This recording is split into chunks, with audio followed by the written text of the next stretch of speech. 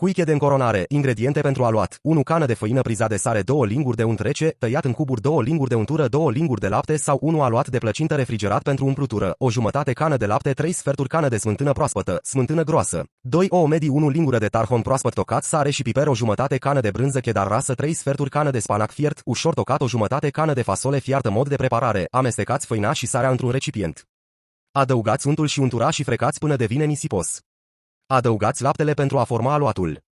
Acoperiți și refrigerați timp de 30-45 minute. Deschideți aluatul mai mare decât forma plăcintei.